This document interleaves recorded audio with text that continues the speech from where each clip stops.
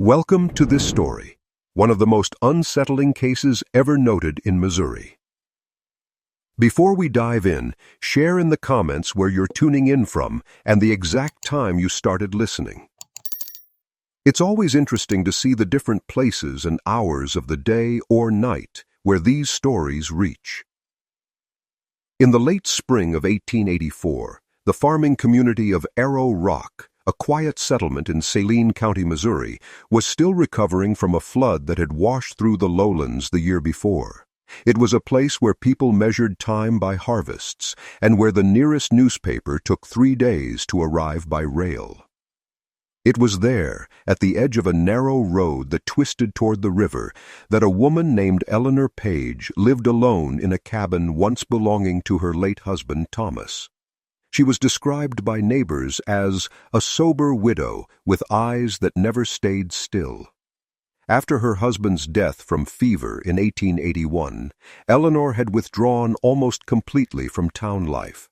Only her dog, a brindled mutt named Ash, was ever seen with her. For years, the two were inseparable. Locals would watch her walk into town with the dog close at her heels, carrying a small basket to trade eggs or tobacco. When people spoke to her, she was polite but distant, her words few and soft. One clerk later recalled, "She'd smile, but it never reached her eyes, like she was listening to something that wasn't us." That quiet pattern might have gone on unnoticed, if not for a rumor that began in the summer of 1884, when smoke was seen rising from her cabin on a Sunday afternoon, the Sabbath. Churchgoers returning from Arrow Rock Chapel claimed the fire smelled wrong, like oil and salt instead of wood or bread. 3 days later, a neighbor, Mr. Walter Fenn, stopped by her property to deliver a sack of cornmeal. He found Eleanor sitting on her porch, silent, with her hands folded in her lap. There was no sign of the dog. The pot on her stove was still warm, though the air inside the cabin felt stifled and strange. When Fenn asked after Ash, she did not answer. She simply turned her face toward the wall, as if listening for something behind it. Fenn left unsettled, and reported the visit to the local constable. The next morning, when Constable Merritt Horn arrived, Eleanor met him at the door, but refused to speak. Horn noted in his report, later recovered from the Saline County records, that she appeared calm, her expression vacant, her lips parted as if she'd been caught mid-prayer. Inside, he found only a faint smell, sharp, metallic, and unfamiliar. The hearth was scrubbed clean, the floor newly washed. And beneath the hearthstone, when lifted days later under formal warrant, lay a patch of soil darker than the rest. The constable's note read simply, "Traces of fat rendered to ash." Eleanor Page was arrested that evening. She did not resist, and she did not speak. When Constable Merritt Horn brought Eleanor Page into the courthouse at Marshall, the county seat of Saline County, Missouri, she neither struggled nor spoke. The town doctor, Dr. Lionel Ames, was called to examine her, describing her demeanor as tranquil to the point of vacancy. She blinked slowly when spoken to, as though words were sounds without meaning. The constable's written statement, preserved in the county archive, reads, "No expression of fear, no confusion, no plea." When asked if she understood the charge, she folded her hands and looked toward the window, repeating under her breath, "It was only the test." The phrase lingered. Reporters for the Sedalia Weekly Bazoo, one of the few newspapers circulating near Saline County at the time, latched onto the case, printing short, clipped summaries under the heading, "The Silent Woman of Arrow Rock." Readers across Missouri were both fascinated and horrified. Rural ministers condemned it as blasphemy. Others whispered that it was madness born from grief. Dr. Ames's notes mentioned something peculiar. Among Eleanor's few possessions was a small, hand-bound notebook.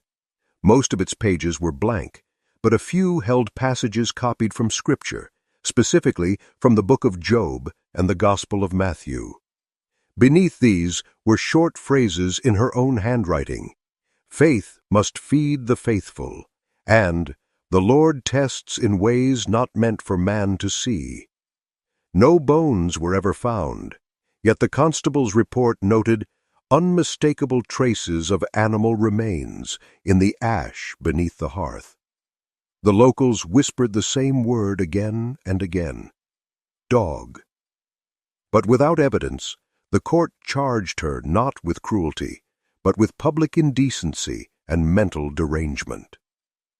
Through all of this, Eleanor never spoke a single full sentence. She neither confirmed nor denied the story. When asked where Ash had gone, she simply looked at her hands, as if expecting the answer to appear there. Her silence unnerved the town more than any confession could have. Even in confinement, she would rise before dawn, kneel facing east, and whisper faintly. A jail matron named Mrs. Ruth Corbin later testified, she'd whisper for hours. Sometimes it sounded like counting, sometimes like the wind through a bottle. After 2 months, Eleanor was transferred to the Fulton State Hospital, one of the oldest mental asylums west of the Mississippi. It was the same institution noted in Missouri's public health ledgers that decade for housing women afflicted with religious melancholy. In Fulton's intake record, her condition was summarized as acute spiritual mania following bereavement, speech withdrawn. But not everyone accepted that diagnosis. Reverend Josiah Kern, who had preached at Arrow Rock Chapel, claimed Eleanor's act was deliberate, a kind of self-imposed sacrifice. In a letter to the county clerk, he wrote, "If the reports are true, she believed herself chosen for trial, and perhaps she was. The Lord may yet have taken her measure." After her transfer, no one in Arrow Rock saw her again. But stories about her, about the cabin, the hearth, and the dog that was never found, only grew darker with every retelling. Records from Fulton State Hospital show that Eleanor Page was entered into Ward C, a section reserved for quiet cases, patients not violent, but withdrawn from all communication. She was 39 years old, widowed, childless, and according to the admittance log, in good health but unresponsive. The head nurse, Margaret Vale, described her as neither mad nor sane, but paused somewhere between the two. In her first week at the hospital, Eleanor was given work duty in the laundry. She followed every task silently. When addressed, she nodded once and continued folding linens with a precision that unsettled even the attendants. Nurse Vale's diary, now kept in the Saline County Historical Society, includes this entry from September of 1884. Mrs. Page hums softly as she works. The melody unfamiliar, minor, repetitive. One of the girls said it sounds like the same rhythm as the treadle wheel. No family came to visit. The local paper quickly lost interest, printing a single follow-up line that read, "The silent widow remains mute and harmless." But inside Fulton's walls, her behavior became increasingly ritualized. Each Sunday morning, she would rise before dawn and wash her hands until they bled, then sit motionless through the ringing of the chapel bell. The superintendent, Dr. Charles Emmett, requested a full evaluation after one of the attendants reported that Eleanor refused food on the first Sunday of Advent, murmuring, "He has eaten, and I must be empty." Dr. Emmett's notes, preserved in a 19th-century case ledger, include the following observation. Patient does not exhibit delirium. Rather, she behaves as one under penance. She seems to believe she has fulfilled a sacred command and awaits judgment for the deed. That phrase, sacred command, sparked the interest of visiting physician Dr. Lyman Shaw, who was compiling a medical survey of religious mania in rural Missouri. In his correspondence, Later archived at the University of Missouri, Shaw references the Arrow Rock case briefly, linking it to similar patterns of self-denial among widows, isolated by faith. He compares Eleanor's condition to other documented cases from Saline County, referencing the same institutional patterns that followed the 1870s camp revival movements throughout the region. But the hospital staff remained wary.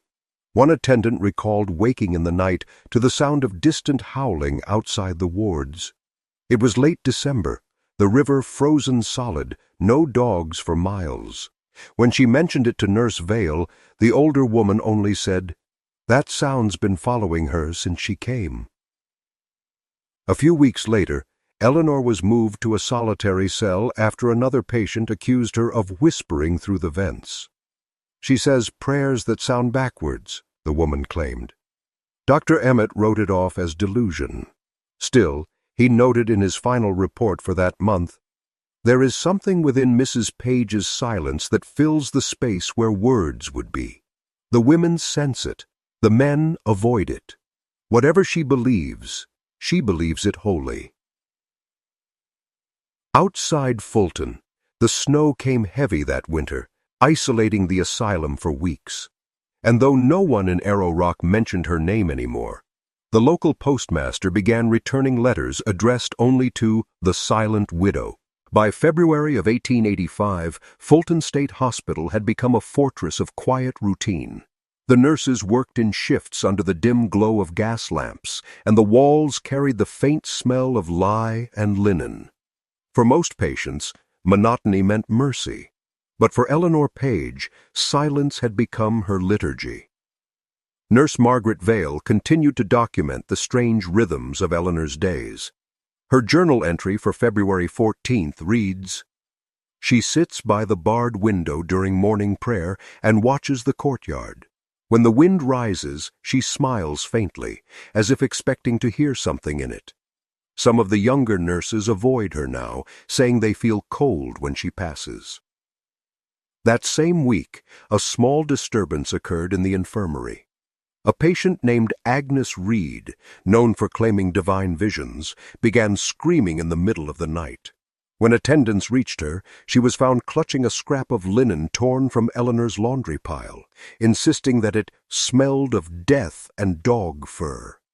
The physician on duty recorded it as a hallucination. But after that, Eleanor's linens were handled separately.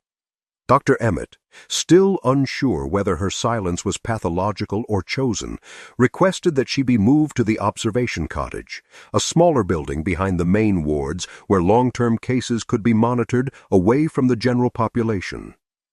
There she stayed alone, with one narrow bed, a Bible, and a small iron stove. The attendants noticed she refused to light the fire, no matter how cold it became. In March, Dr. Emmett interviewed her once more. His transcription, still preserved among the Saline County Hospital archives, captures their final exchange. Dr. Emmett: "Do you recall what happened at your home in Arrow Rock?"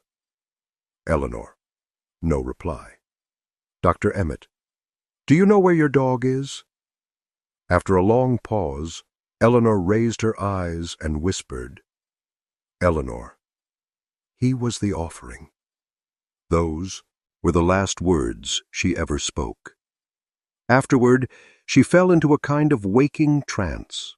She walked the grounds at dawn, barefoot even in frost, pausing often to look toward the north. The nurses began to hear what they described as a low hum following her movements. Not her voice exactly, but a vibration in the air, like wind drawn through a narrow pipe. Meanwhile, reports began to circulate in Arrow Rock itself. Farmers swore they heard barking at night from the direction of her abandoned cabin, though the property had long been left empty. One man claimed he saw a faint light through the window, like someone tending a pot long gone cold.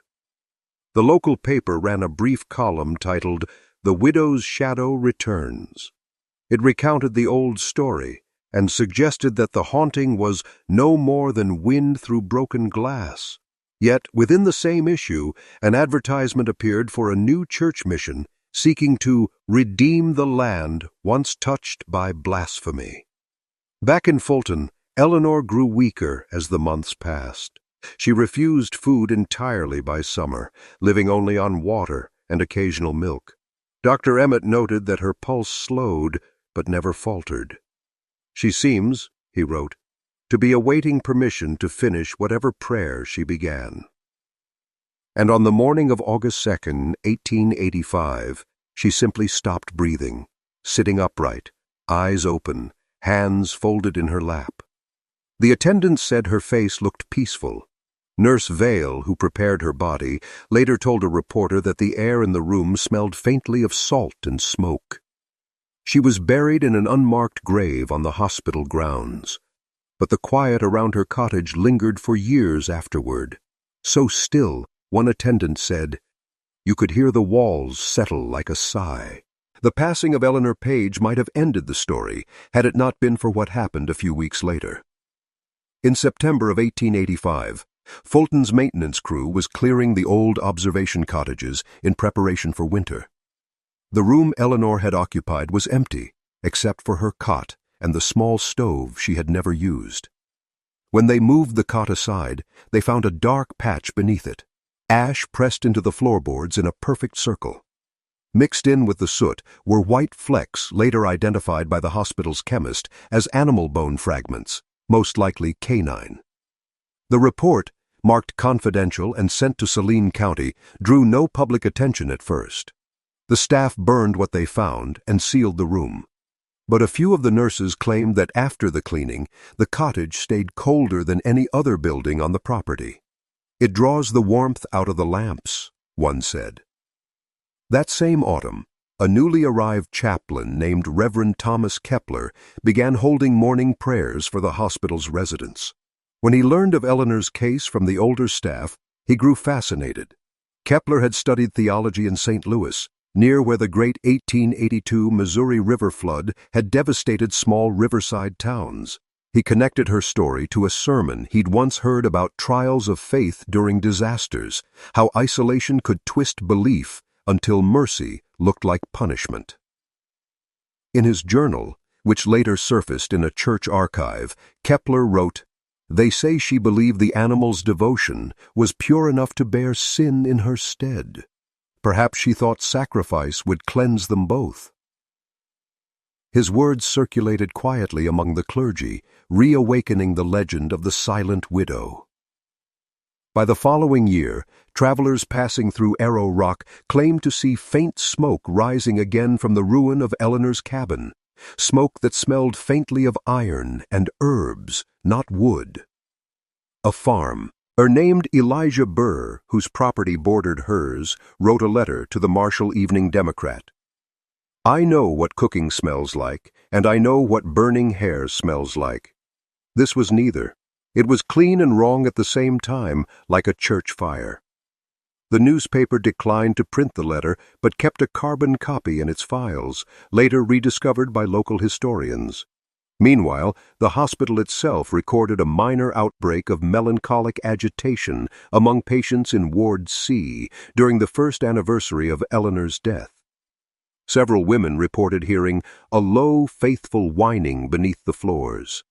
Dr. Emmett dismissed it as suggestion, but Nurse Vale wrote a final note before retiring. "Some souls leave their body quietly. Others leave a shape that the air can't forget." By the winter of 1886, both her cabin and the observation cottage had been boarded shut. The records mention no further disturbances, but every spring thaw, attendants swore they could smell wet ash and camphor drifting through the courtyard. It was around this time that the story took on a new shape in Missouri folklore.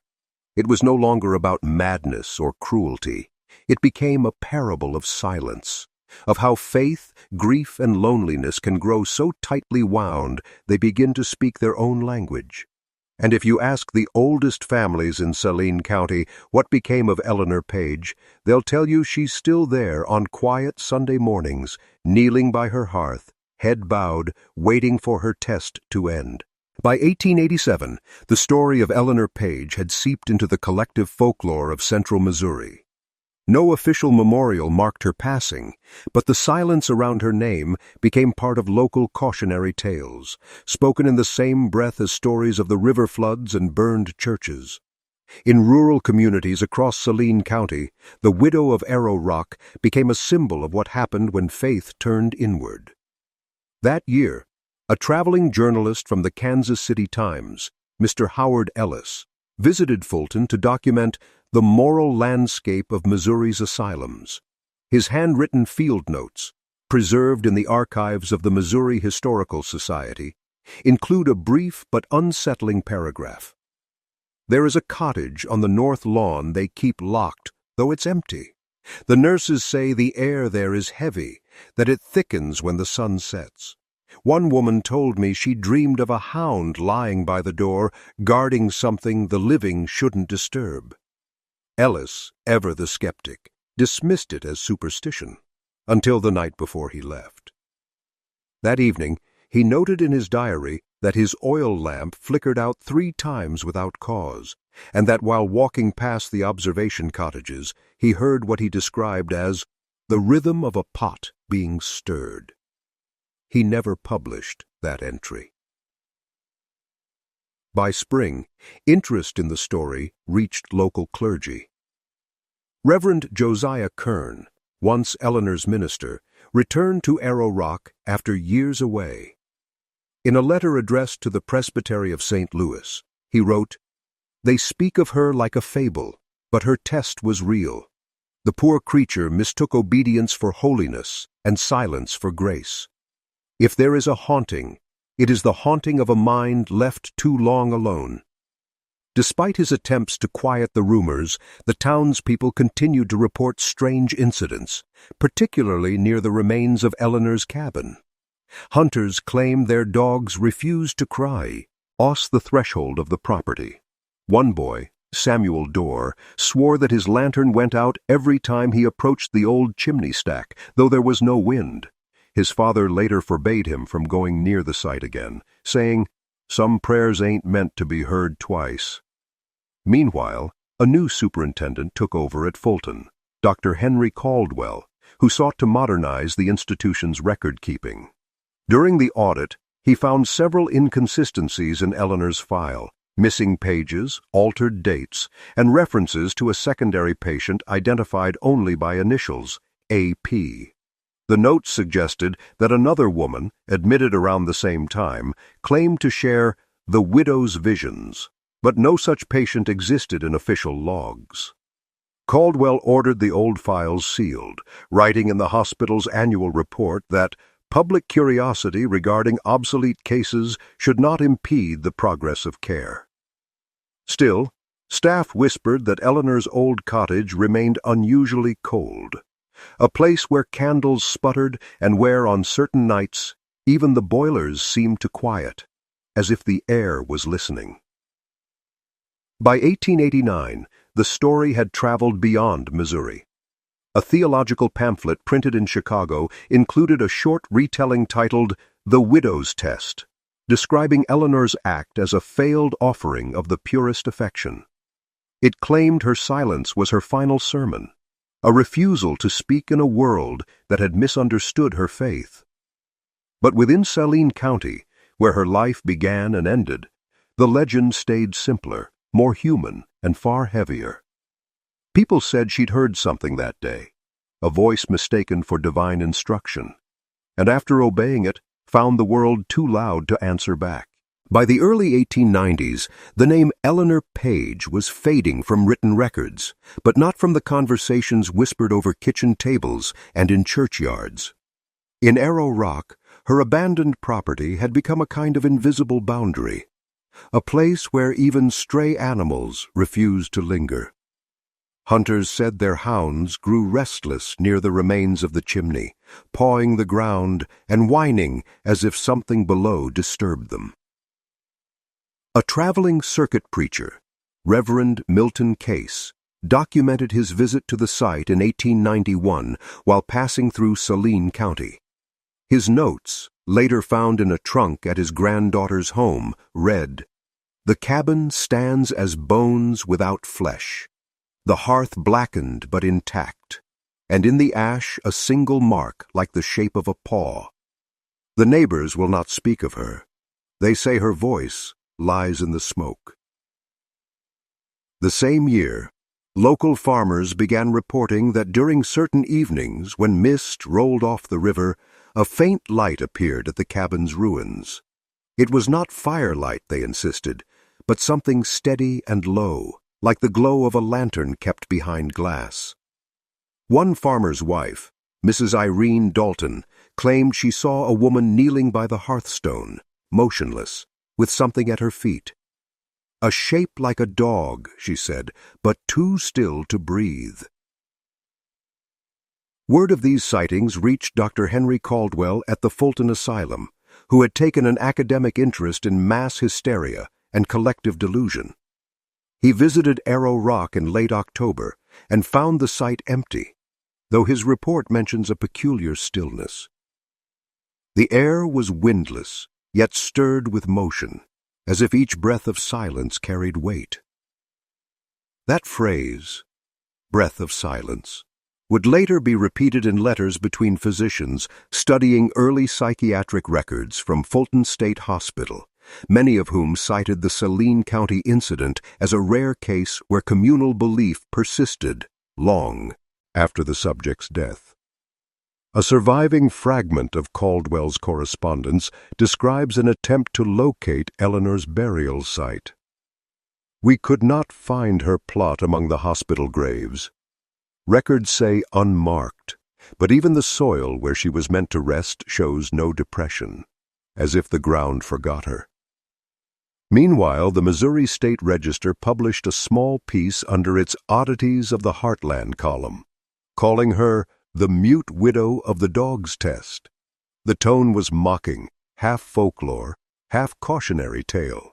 Yet the article reignited interest among locals who still remembered the winter when her chimney last smoked. That winter of 1892, a boy named Caleb Fenn, grandson of the same man who first found Eleanor silent on her porch, disappeared for 2 days after venturing near her ruins. When he returned, he refused to say where he'd gone. All he told his mother was, "She told me to be quiet." He never spoke above a whisper for the rest of his life. In later years, when Caleb was an old man, he would tell his grandchildren that silence can be a place, not a sound. By the turn of the century, locals said that the ruins of Eleanor Page's cabin had sunk halfway into the earth, and that the ground where the hearth once stood never grew grass again. Travelers through Arrow Rock would pause at that stretch of road and feel an odd stillness fall over their wagons, as though the air itself were holding its breath. Some claimed to hear a faint hum beneath it. Not music, not wind, but something steady, measured, and alive. By 1894, the remains of the Page property had nearly disappeared beneath creeping ivy and the slow encroachment of soil. But the legend thrived in conversation, growing stranger with each retelling. Local teachers warned children not to wander near the old chimney, calling it the widow's mouth. They said that if you stood too close, you could hear the sound of boiling water. In Marshall, a local historian named Edgar Bristow began collecting accounts of the event for what he called a chronicle of Saline County curious affairs. His notes still survive in the county archives. One section titled The Page Matter, 1884, present, includes interviews with aging residents who had known Eleanor. One elderly woman, Sarah Keene, recalled, "She weren't mad, not then, only too alone. The Lord speaks quiet, and sometimes folks hear their own echo and call it him." Bristow's records mention something peculiar. Reports that a stray dog had been seen lingering near the property every spring, always the same color, a pale brindle, matching descriptions of Eleanor's dog, Ash. Witnesses said it never barked or ate, but would follow travelers until dusk and then vanish into the trees. The Sedalia Democrat reprinted Bristow's findings under the headline, "The Ghost Dog of Arrow Rock," but the story was quickly withdrawn after complaints from local clergy who thought it mocked faith. Meanwhile, at Fulton State Hospital, the superintendent's office received a letter from a Dr. Lyman Shaw, who had studied Eleanor's case years earlier. In it, he referenced her again while compiling a broader survey on religious melancholia in the postbellum Midwest. He wrote, "The Page phenomenon illustrates how devotion, when deprived of congregation, may feed upon itself. In Saline County, belief became a mirror, and the woman mistook her own reflection for a divine command." Dr. Shaw's work quieted. I influenced later medical journals, but he never published Eleanor's name. Instead, she appeared as case number 74, a widow's offering. In 1896, Bristow revisited the Page ruins with 2 other men. His field diary describes their discovery. "We found the chimney crumbled but intact at its base. Beneath the stone, we uncovered a rusted iron pot, half filled with hardened sediment. No handle, no lid. The soil smelled of salt and oil. We left it untouched." Within months, Bristow became ill with a persistent cough that doctors could not explain. Before he died the next spring, he wrote a final note in the margin of his journal. "She did not kill out of cruelty. She obeyed. And obedience, when left alone, becomes hunger." After his death, the journal passed into private hands and was forgotten for decades. But those who remembered Bristow's expedition spoke of the chill that followed his return, the way lamps in his study flickered even when windows were closed, the way his dog refused to enter his office.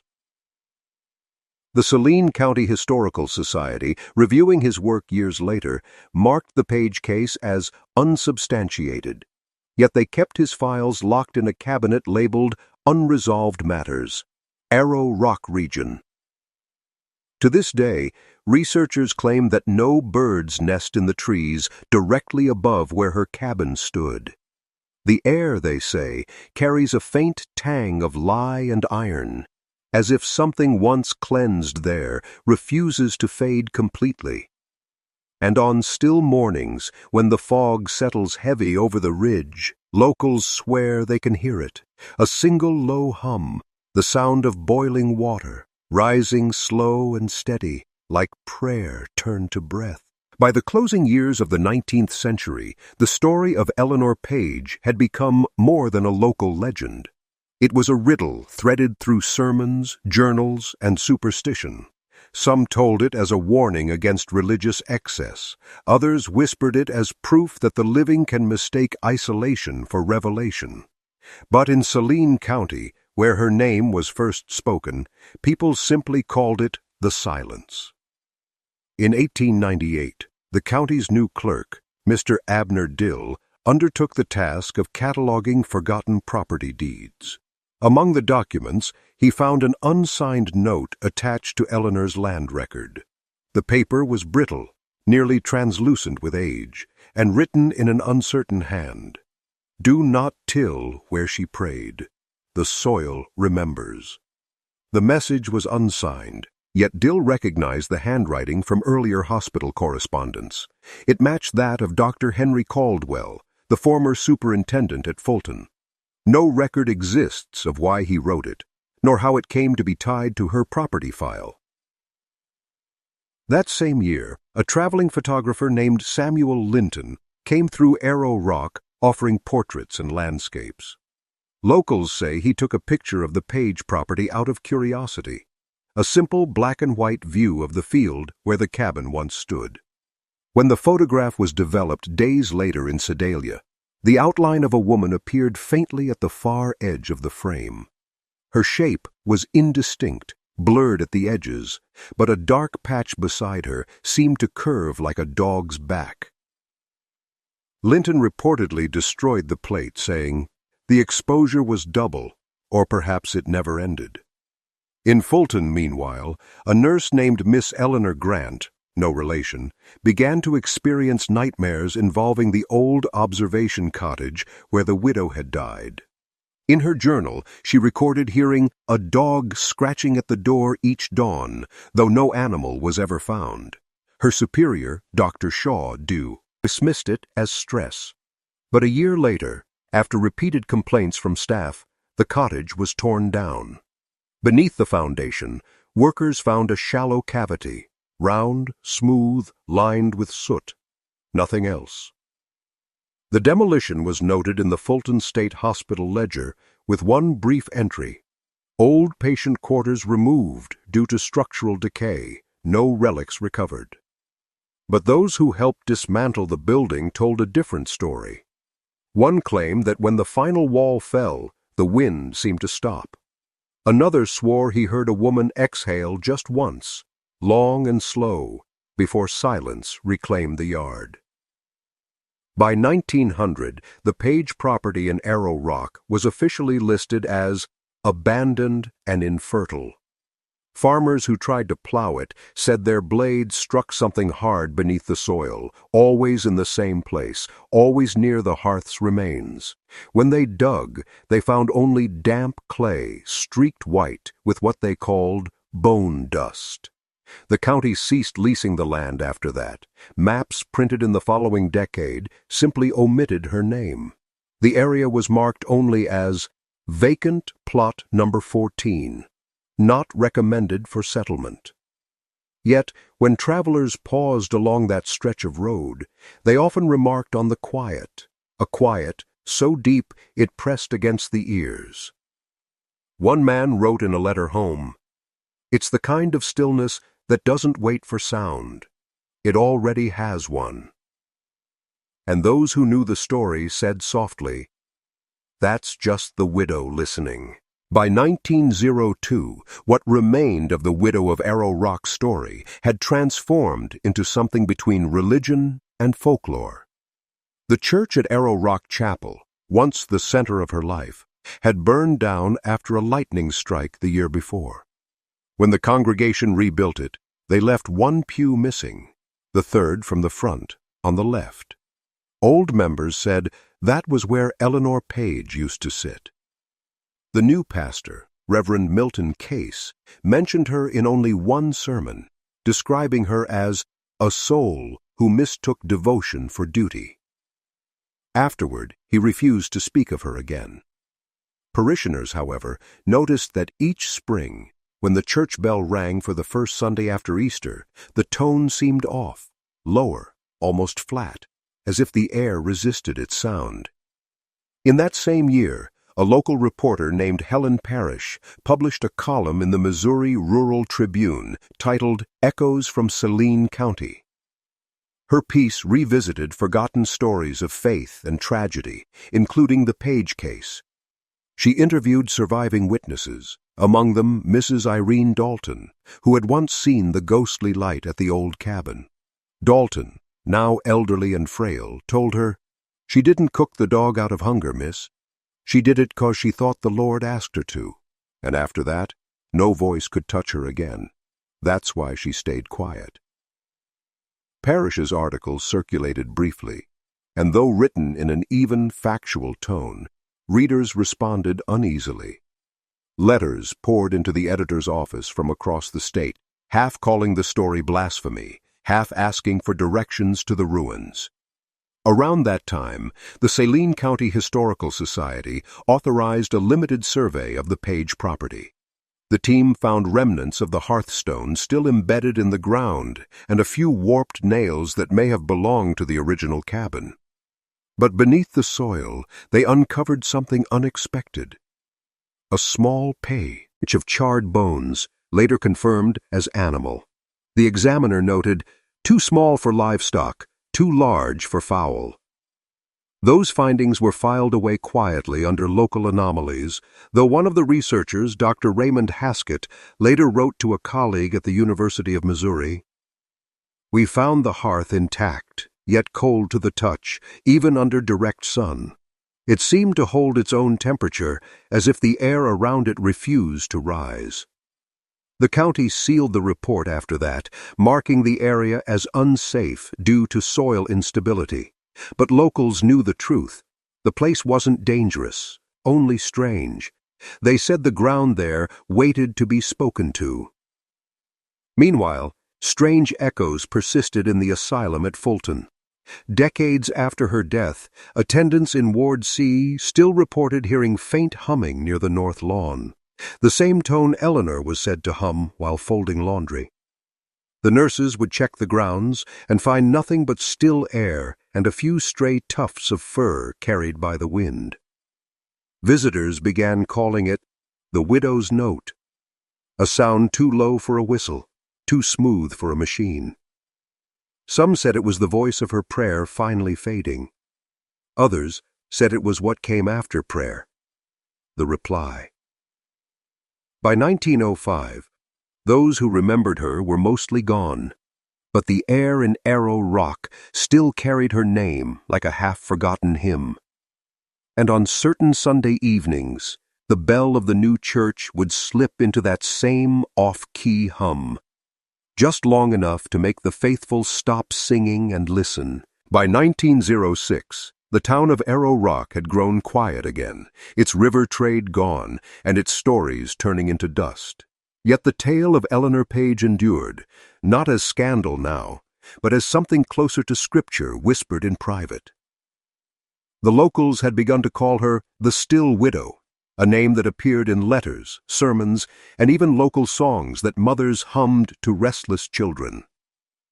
A folklorist named Professor Lionel Dietz, traveling through Saline County collecting oral histories, recorded an old woman's version of the story in a field notebook. She heard the Lord ask for her devotion, and she gave what she had. Afterward, no other sound could fit in her mouth. Dietz's transcriptions, housed today in university archives, show that by then, the supernatural had crept into the narrative. Some claimed that Eleanor's dog had been seen walking the banks of the river, head low, fur white as smoke. Others said the river itself had grown quieter near her property, as if honoring the silence she left behind. But while legend thickened, the bureaucratic traces of her life began vanishing. In 1908, the Missouri state government restructured asylum records, and many files, including those from Fulton State Hospital, were lost in a fire. The ledger that had once contained her name was among them. Only fragments of Dr. Emmett's and Dr. Shaw's notes survived, preserved accidentally in personal correspondence. It was around this time that Dr. Raymond Haskett, who had surveyed her property years earlier, began corresponding with Dietz about the psychological residues left behind by faith-bound tragedies. In one letter, Haskett recalled the enduring cold of the soil. Even in August heat, I felt a chill rise through my boots when I stepped near the hearth. It was not superstition. It was temperature. Dietz, intrigued, returned to Arrow Rock in 1909. He found the site overgrown, the chimney reduced to rubble. But he also discovered something unusual, a depression in the earth roughly circular, its edges lined with soot. In the center lay a rusted kettle, blackened but unbroken. He did not remove it. In his journal he wrote only, "The earth breathes here, not outward but inward." When word of his discovery spread, townspeople avoided the area entirely. One farmer plowing a nearby field claimed his horse stopped dead and refused to move forward. "It heard something," he said, "like steam under the ground." By 1910, the Page land was officially condemned as unsuitable for habitation. No crops grew there, and the ground stayed moist even during drought. Yet travelers who crossed the area at dawn sometimes described hearing the faint sound of a pot lid rattling in the distance, steady, rhythmic, like someone tending a slow boil. Saline County records show one final note from that decade, a marginal entry in the property register. Plot remains vacant. Locals advise leaving it so. No one ever rebuilt there, and when the church bell tolled on Sundays, those who lived nearby swore the tone dipped lower the moment it passed over that patch of land, like a bowing head remembering its own sin. By 1911, only the oldest residents of Saline County still remembered Eleanor Page as a living woman. To the rest, she was more a parable than a person, the widow who mistook the Lord's voice for her own heart.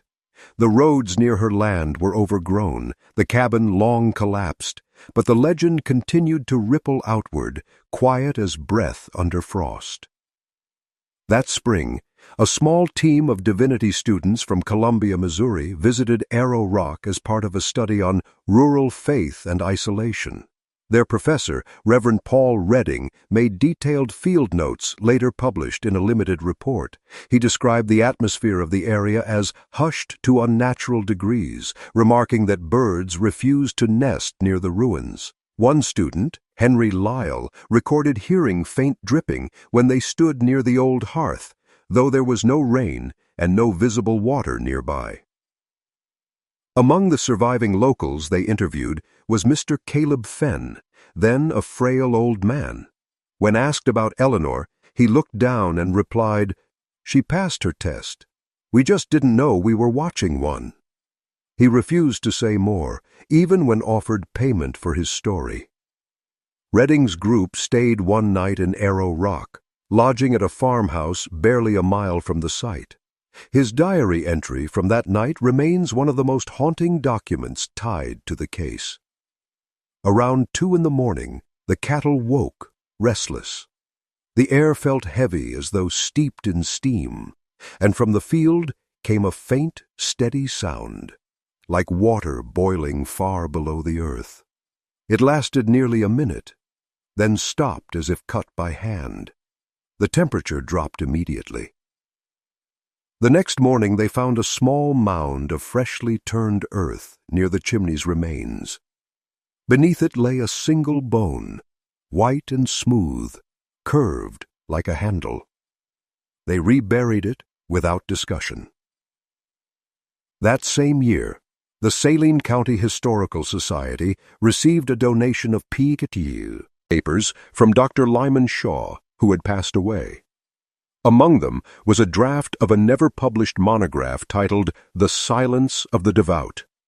In it, Shaw reflected on several cases of faith-induced psychosis in rural Missouri, ending with a passage clearly inspired by Eleanor Page, where solitude and scripture intertwine too tightly, the soul may begin to speak to itself, and when it mistakes that echo for the Almighty, silence becomes its only refuge. Shaw's notes confirmed that the hospital had kept fragments of Eleanor's handwriting, copied scripture passages and the words, "Faith must feed the faithful." These were stored for decades before disappearing in the 1930s. But oral memory proved stronger than paper. The legend spread from Arrow Rock to nearby river towns. Preachers warned against the widow's faith, meaning any belief that demanded too much sacrifice. Some sermons even ended with the line, "Remember, not every voice in the dark belongs to heaven." By 1914, the First World War had shifted public attention elsewhere, and the widow of Arrow Rock faded from written mention. Yet travelers through central Missouri still reported the same strange stillness when passing her land, the sudden quiet, the sense of breath drawn but never released. And once or twice a year, usually on a Sunday near midsummer, someone would swear they'd heard it again, a faint bubbling sound beneath the soil, as if a pot had just begun to simmer. By 1916, the fields around Arrow Rock had been almost fully reclaimed by the earth. Wildflowers tangled through the chimney stones, and grass grew knee-high over the old path to Eleanor Page's cabin. Yet travelers still avoided cutting through that patch, especially at dusk. They said the ground there breathed, sinking slightly underfoot and then rising again, like soil settling over a sleeper. That spring, a surveyor named Jacob Knoll, working on a new boundary map for Saline County, documented something peculiar in his field ledger. He described an area of subsurface resonance where his stakes refused to hold. The soil beneath the former Page property, he noted, vibrated faintly when struck with a rod, not hollow, but alive with pressure. Knoll's colleagues dismissed it as trapped groundwater. Still, his margin note hinted at unease. Feels less like water, more like air moving through a throat. Around the same time, the story resurfaced in the nearby town of Boonville, when an itinerant preacher claimed to have seen a vision of a woman kneeling beside a hearth, her hands red with heat and her eyes clear as glass. He used the tale to warn against false piety, but his listeners reported strange chills during the sermon. Several described hearing faint barking outside the church, though no animals were near. Local papers avoided sensational language, referring only to the Arrow Rock disturbances. Still, rumors persisted that the church bell sounded lower than usual that night, as if something beneath the town had answered. In June, the Fulton State Hospital received an anonymous parcel addressed to the superintendent. Inside was a small leather-bound notebook, old but intact, its first page bearing the initials EP. The rest contained scripture verses crossed through with dark ink and a single repeated phrase: "He will know the offering by its silence." The sender was never identified. The handwriting matched neither Eleanor's known samples nor any of the surviving staff from the 1880s. The parcel was catalogued briefly before vanishing from the hospital's records in 1921. That same year, a local historian revisited Dr. Shaw's earlier research, drawing a connection between Eleanor's case and a wave of religious isolation observed after the Civil War revivals that swept Missouri's river counties. His conclusion was clinical yet poetic. Faith, when stripped of fellowship, decays into an echo. In that echo, some claim to hear God, others only themselves. By 1918, the war consumed all public thought, and Arrow Rock grew emptier still. The few families that remained said that on certain Sundays, when the church bell tolled through the valley, dogs across the county would howl together, a mournful, sustained note that ended exactly when the bell fell silent. No one ever proved the connection. No one tried. But old men drinking outside the feed store would murmur that it was her dog, Ash, still keeping watch, calling to his mistress across the long, quiet years.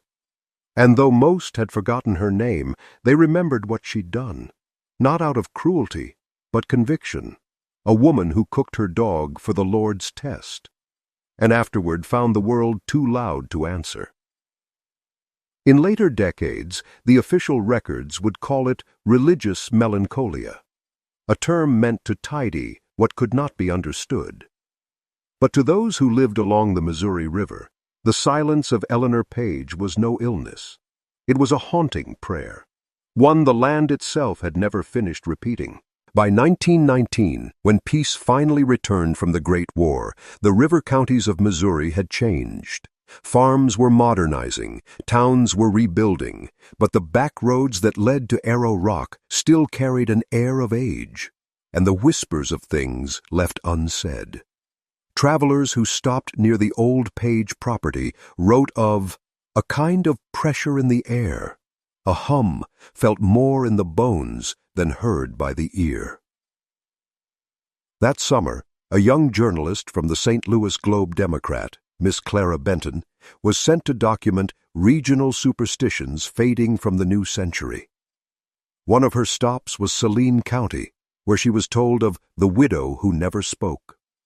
Benton interviewed farmers, clergy, and aging witnesses, compiling their recollections with a tone of quiet skepticism. Yet her diary, preserved by her descendants, hints at something she could not explain. I stood where her hearth once stood. The air was still, but I felt warmth rising from below, as if something long buried was breathing out. It was not frightening, only terribly sad. Benton's article appeared that autumn under the headline, "The Widow's Silence, a Missouri Memory." She presented the case as allegory, a warning about loneliness in faith, quoting Dr. Shaw's observation that belief, starved of fellowship, feeds on itself. The article was well received, too well. Within weeks, letters flooded her editor's desk, some claiming her account reawakened the haunting. One farmer wrote that his barn dogs had stopped barking at night, all at once. A school teacher from Fulton reported dreams of a woman kneeling beside a pot, whispering scripture backward. Others described the sound of boiling water that would start just before dawn and fade when the first church bell rang. The paper printed none of it, but Benton noted in her private journal that she regretted writing the piece. "I thought it was only a story," she confessed. "But now, when I sleep, I hear paws pacing the floorboards and a kettle singing on no fire." In 1920, the Saline County Historical Society officially declared the Page property a site of cultural interest, though no monument was ever built. A small white marker was proposed but never placed. The ground was said to shift too often for concrete to set. The archives labeled the file, "Subject, Widow Page, Faith Anomaly, 1884. The dash, left open-ended, was deliberate. That same year, Reverend Paul Redding, the scholar who once documented the field study near her cabin, revisited Arrow Rock for the first time in a decade. He found little left but uneven ground and a single blackened stone from the chimney. He took it with him, placing it on his study desk as a reminder of what he called the peril of lonely conviction. 2 months later, his house burned to the ground in an accidental fire. The only thing that survived, according to the local paper, was that stone, found in the ashes, still cold to the touch. The locals took it as proof that some remnants don't burn, because they were never truly made of this world. And so, once again, the widow of Arrow Rock slipped back into silence. Her name seldom spoken, but her presence felt whenever the wind moved through an empty hearth, or a kettle rattled softly with no one near to tend it. By 1922, Missouri had moved on. The world had entered the age of machines, yet the story of Eleanor Page persisted in the corners where light seldom reached. Among nurses at Fulton State Hospital, where the staff still refused to walk the northern grounds at night, and among the farmers of Saline County, who swore their plows hit hollow spots whenever they tried to reclaim the Page land.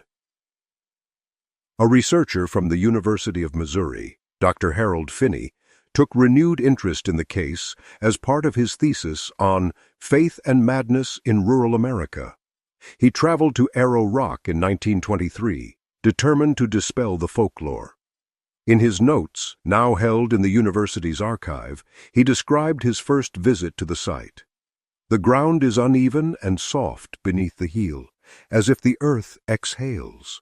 The hearthstone is half buried, slick with black moss. No insects, no birds, no sound. A stillness that feels organized rather than natural. Finney stayed in the nearby parsonage for 3 nights, recording atmospheric readings and soil temperatures. His instruments showed a consistent drop, 6 degrees lower than the surrounding area, even under direct sunlight. He dismissed it as mineral composition at first, but by the 3rd night, his notes grew personal, less scientific. At 3:10 a.m., I woke to the smell of broth. I am certain there was none. I heard a low sound from the chimney ruins, not wind, a slow, steady rhythm. It matched the beat of my own pulse. He left the following morning without completing his measurements. Back in Columbia, he published a single paper titled Residual Temperature in Sites of Religious Hysteria. It mentioned no names, but those who knew the story recognized the description. His closing line read, "What the living leave behind is not always haunting. Sometimes it is obedience still waiting for instruction." After the paper's publication, Finney never returned to research. His students recalled him as withdrawn, soft-spoken, always keeping a kettle of water boiling on his desk through the winter months. In 1925, construction crews extending the county road toward the river unearthed fragments of brick and a small cast-iron handle at the edge of the Page property. When touched, the metal left a faint, oily residue that carried the scent of ash. The foreman, Ernest Lyle, ordered the trench filled immediately.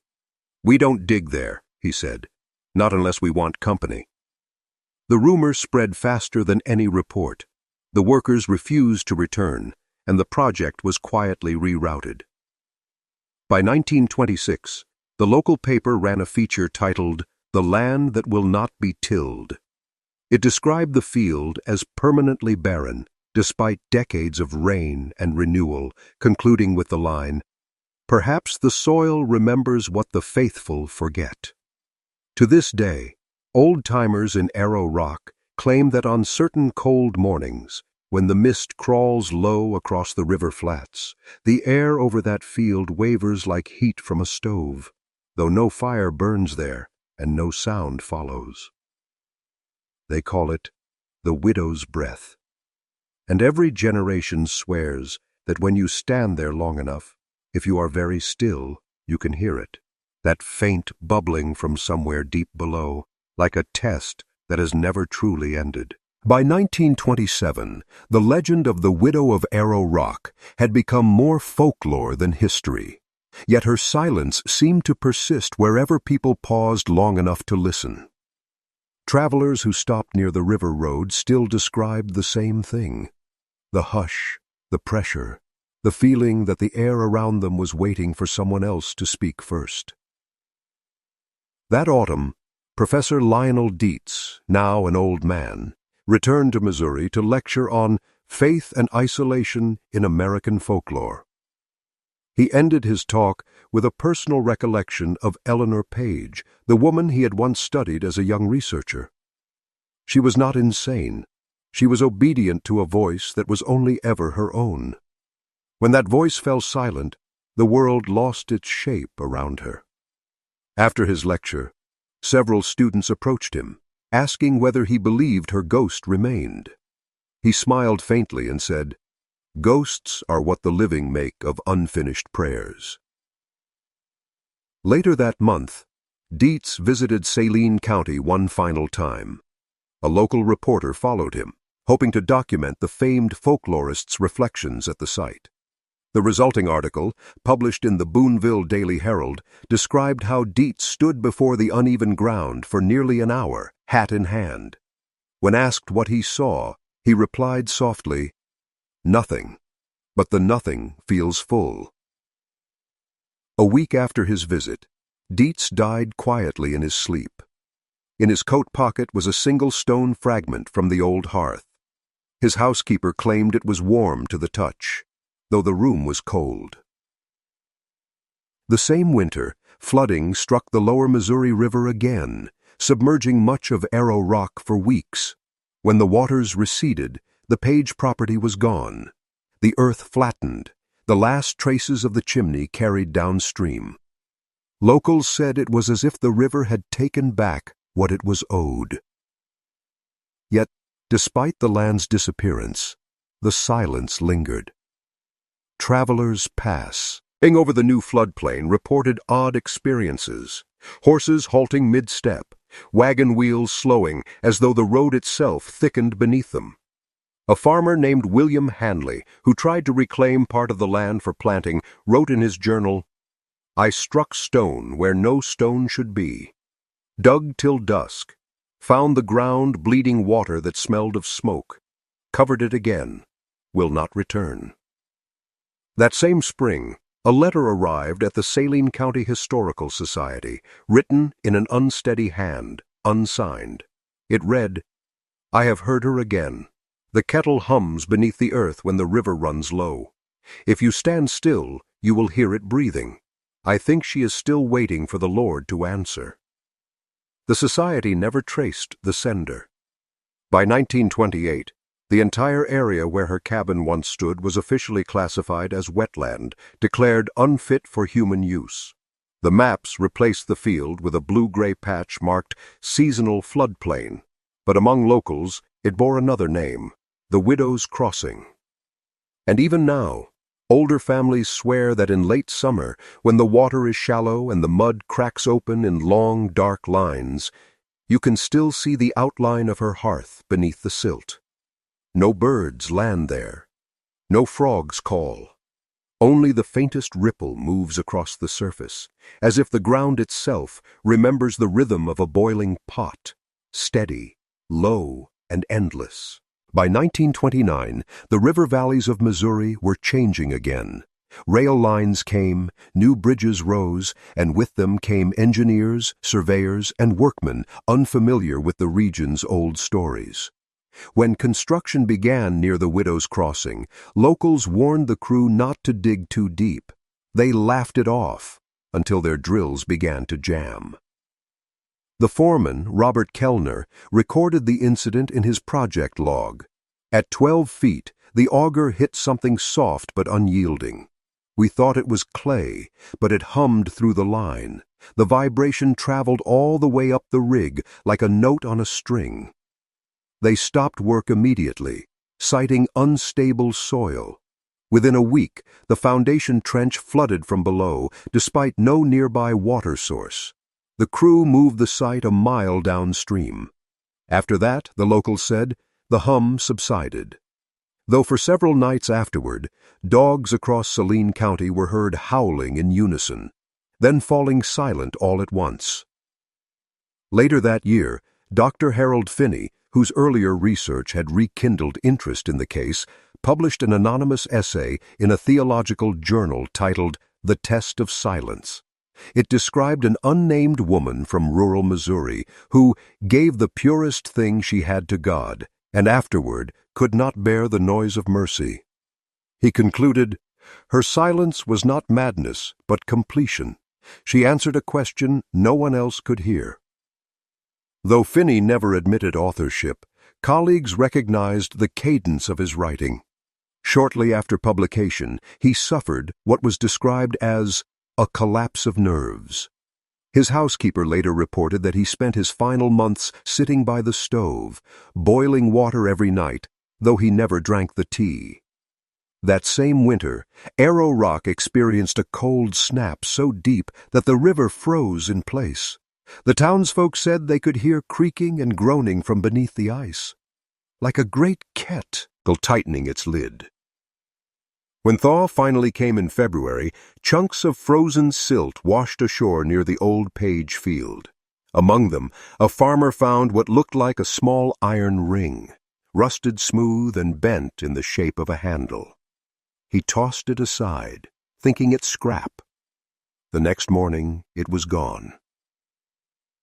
By 1930, the Saline County Historical Society compiled a final report summarizing decades of letters, sightings, and testimonies regarding the Page affair. The last line of the document, written in careful type, read, "The Page property now lies beneath recurring floodwater. The soil remains unnaturally cold. No further study recommended." It was never published. Still, stories continued to circulate quietly. Of hunters hearing a kettle's hiss across the flats, of fishermen pulling up bone-white sticks that crumbled at the touch. And once every few years, when the Missouri River dropped low enough to reveal the old floodplain, locals said they could see faint rings on the mud's surface, concentric and perfect, like the ripples of something that had once boiled and then gone still. Those who lingered long enough to watch swore the rings trembled slightly, though there was no wind. "It's her breath," they'd whisper, still waiting to finish the prayer. By the early 1930s, the story of Eleanor Page had passed fully into the realm of folklore, told around oil lamps, whispered in Sunday kitchens, mentioned softly when dogs barked at nothing, or the wind carried a low hum over the Missouri River. Few remembered her name, but nearly everyone in Saline County knew the tale of the woman who cooked her dog and never spoke again. That winter, a folklorist named Anne Cartwright visited the region to compile stories for her book, Whispers of the Heartland. In her chapter on Arrow Rock, she described the landscape as a silence that feels curated, as though the land itself chose to hold its breath. She interviewed locals, among them an elderly preacher who told her, "They say she made an offering too faithful for heaven to answer. So heaven stayed quiet, and the quiet stayed here." Cartwright wrote that, even in daylight, the area gave the impression of listening. When she clapped her hands near the ruins, the echo came late, drawn out, not by distance, but by something heavy in the air. That spring, floodwaters once again rose from the river and swallowed the low fields. When they receded weeks later, the soil lay flat and pale, as though scoured clean. The last visible fragment of Eleanor's hearth, the stone taken by Professor Dietz years before, was gone, its outline erased from the ground. Locals took this as a kind of completion. "The rivers claimed her," they said. "The test is done." Yet the silence never left. Fishermen camping along the banks reported that on windless nights the river seemed to breathe in time, slow and steady, and that sometimes they could hear the faint, uneven rattle of iron deep below the current. Decades later, in a 1934 issue of the Missouri Folklore Quarterly, Cartwright reflected on her experience in one simple paragraph. "If ghosts exist, they are not the dead, but the echoes of their decisions." In Arrow Rock, one woman's obedience built an echo too strong to fade. You can still hear it if you listen with the kind of faith that forgets the self. Her note would be the last written mention of Eleanor Page for nearly a century. And so the legend closed where it began, with a quiet cabin near a quiet river, a hearth that burned once and was never lit again, and a woman whose faith outlasted her voice. Even now, when the river drops low in summer, locals claim you can see a faint shimmer beneath the surface, like heat rising from a long-cooled pot. Stand there at dusk, they say, and you'll feel it, the air thickening, the hush settling over the land, as if waiting for someone to finally speak the words she never did. But no one ever does. Because in Arrow Rock, Missouri, silence still belongs to her. And every so often, when the wind shifts over the water, it carries her answer. A breath, a hum, a slow whisper that sounds almost like boiling,